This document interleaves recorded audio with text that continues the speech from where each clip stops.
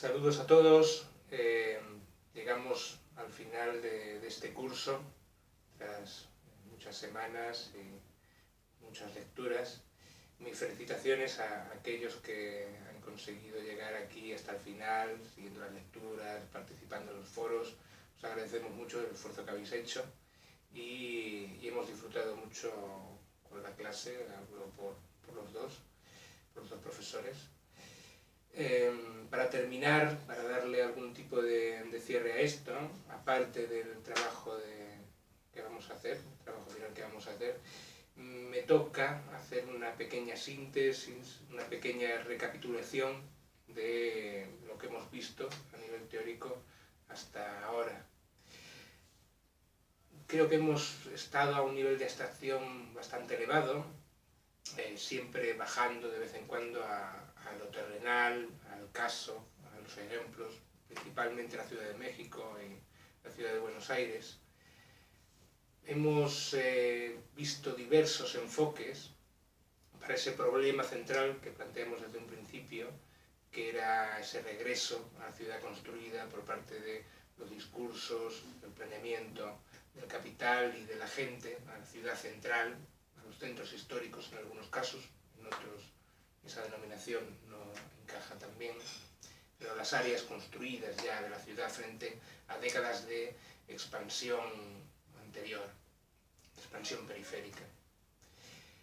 Hemos visto diversos enfoques y a la hora de plantear diversos enfoques frente al plantear una sucesión de teorías sin demasiado hilo entre ellas y exponer simplemente pues, nuestro punto de vista, hemos intentado optar por una vía intermedia, planteando pues una diversidad de posiciones y sobre todo intentando ser siempre críticos con las teorías, con los autores, reflexivos, que creemos que es lo que hay que hacer para producir conocimiento al fin y al cabo. Estos problemas que, volviendo a la primera clase, esos problemas que planteamos que iban a sobrevolar todo el curso, espero que lo hayáis tenido en cuenta y espero que se haya notado que están presentes en las diferentes clases, en los diferentes temas, en los diferentes enfoques que hemos tratado, que eran estos problemas de lo general, lo particular, la estructura y el agente. En algunos de estos problemas, a la hora de plantearlos, creo que hemos podido tener una posición bastante neutral, al menos a la hora de plantearlos. No obstante, obviamente tenemos nuestra posición en esa cuestión de lo general, de la gran generalización, de lo particular.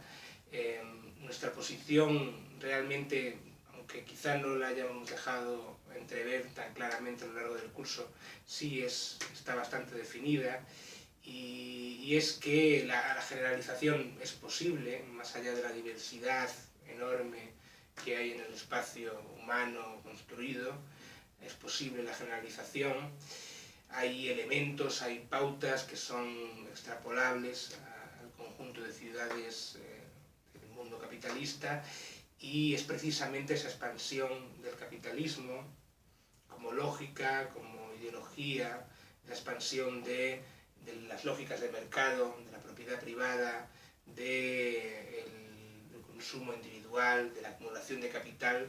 Esa expansión son los que producen, las que permiten que contemplemos procesos muy similares en regiones urbanas muy diferentes y muy distantes entre sí. Eso sí, obviamente, si nosotros planteásemos,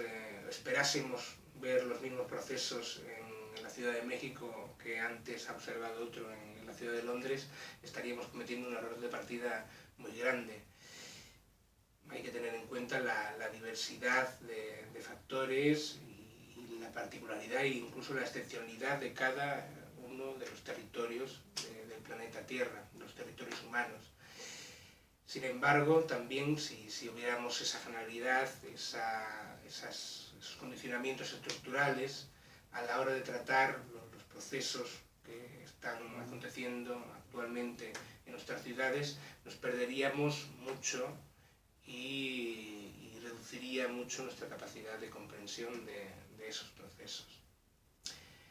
Hemos trabajado también desde un determinado punto de vista, desde una región, desde un lugar geográfico. Hemos trabajado desde la periferia, y esa idea de centro-periferia también ha estado presente, creemos, a lo largo de todo el curso, y creemos que es fundamental y entra dentro de esas lógicas estructurales y consustanciales a la expansión del capitalismo. Hemos planteado el capitalismo como un proceso que se expande desde centros, gestores, ordenadores, y que controla, subordina constantemente periferias más amplias, centros que pueden cambiar, obviamente. El capitalismo, además, se desarrolla de forma geográficamente desigual y implica en esa expansión y en ese desarrollo una división internacional del trabajo que tampoco es estática, que cambia con el tiempo.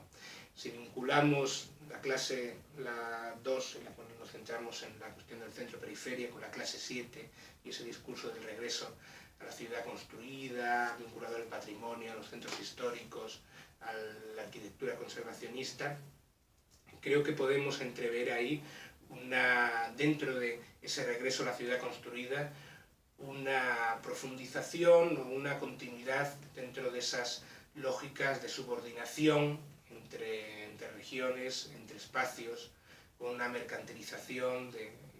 barrios históricos construidos como barrios históricos que al final pues, son consumidas por el turismo internacional en un consumo dirigido y organizado desde los grandes centros de acumulación y de organización del capitalismo global.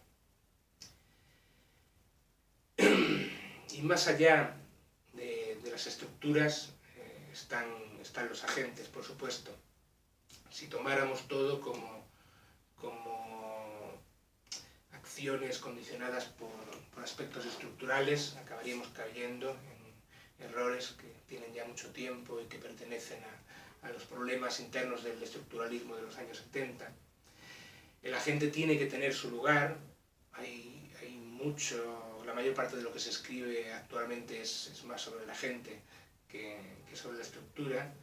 pero al mismo tiempo que admitimos y asumimos y creemos que es fundamental entender la autonomía de la gente, creemos que también es fundamental entender las limitaciones de esa autonomía y las limitaciones estructurales de esa autonomía de la gente. El agente que más hemos tratado ha sido el Estado, y esto viene también de esa posición geográfica desde la que hemos hablado, desde la que hemos discutido, desde la que hemos trabajado. En comparación con el mundo anglosajón, con Inglaterra, con las ciudades inglesas, con los procesos en las ciudades estadounidenses, creemos que, o hemos planteado, que el Estado tiene incluso mucho más que decir en América Latina como un agente director de los procesos. Si bien en el mundo anglosajón hay una mayor tradición liberal, además en estas ciudades y en estas regiones el capitalismo simplemente funciona mejor, las lógicas de mercado funcionan mejor y la lógica y la ideológica del capitalismo está más expandida. Sin embargo, en América Latina, más en unas partes que en otras, por supuesto, el Estado resulta ser un agente fundamental que debe intervenir directamente en beneficio del capital internacional, del capital financiero, del capital nacional también en algunos casos, para desarrollar estos procesos, muchas veces mimetizando políticas que se han desarrollado previamente en otros ámbitos centrales, e incluso un agente fundamental para hacer que esas lógicas del mercado y esa ideología del mercado funcione, como hemos visto, como hemos insinuado en algunos momentos para el caso del centro de la Ciudad de México, el centro histórico de la Ciudad de México.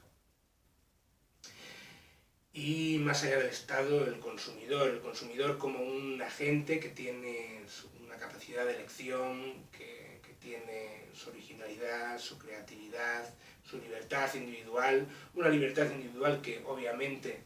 se restringe sobre todo a las clases medias, o de las clases medias en adelante, que se restringe a aquellos con capacidad adquisitiva suficiente como para poder tener esa libertad,